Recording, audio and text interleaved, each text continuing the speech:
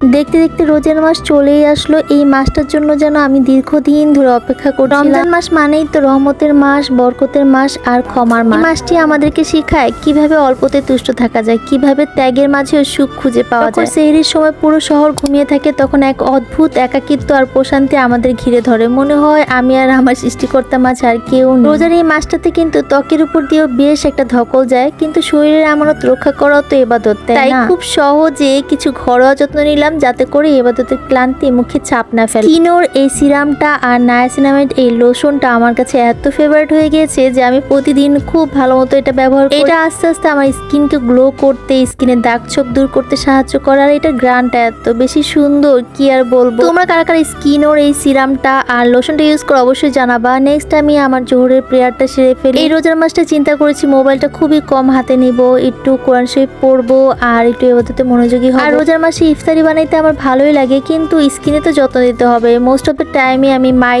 Choice এই সানস্ক্রিনটা use করি। তোমরা অনেকে জানতে চাও সানস্ক্রিন কোনটা ভালো। আমার কাছে তো এখন পর্যন্ত ফেভারিট মাই চয়েস সানস্ক্রিনটা। এটা আমি 2 বছর ধরে ব্যবহার করছি। আর আমি যেভাবে করে বেসনটা গুলাই, এভাবে করে গুলাইলে একদম সবকিছু মুচমুচে হয়। পেঁয়াজু আমি বানাইতে পারি না, আমি জাস্ট আমার আম্মু পেঁয়াজুটা বানায় আর বেসনটা আমি গুলাই আর বেগুনিটা আম্মুই কেটে রেখে। যত বেশি রান্না করি না কেন, রান্নাঘরে গেলে তেল ছিটার ভয় আমি আতঙ্কে থাকি। আর বেগুনি যদি মুচমুচে না হয় তাহলে আমার মোটেই ভালো লাগে না। তাই বেগুনি বানানোর সময় আমি সব সময় চুলাটাকে কমিয়ে তারপরে ভাজতে থাকি। হালকা করে ভাজলে কিন্তু বেগুনিটা মুচমুচে হয়। আমাদের বাসায় আবার 3 বোন 3 রকমের খাবার খাই। যেমন আমি আলু চপ পছন্দ করি, আমার ছোট্ট বোন বেগুনি, আর আমার মেজো বোন পেঁয়াজু পছন্দ করে। তাই আম্মুর কোনো উপায় নাই, আম্মুকে সবকিছুই বানাইতে হয়। আজকের এই লাড্ডু আলু চপগুলো কিন্তু আমার ছোট বোন বানিয়েছে, ও খুব সুন্দর করে বানিয়েছে এগুলা। ইদানিং ভাজা পোড়াটাকে অনেক বেশি অ্যাভয়েড করার ট্রাই করি, শসা সালাদ দিয়ে ইফতারি করার ট্রাই করি। আজকে আবার পাশে আন্টি আমাদেরকে ইফতারি গুলো দিয়ে গিয়েছে, আলু চপ, বেগুনি,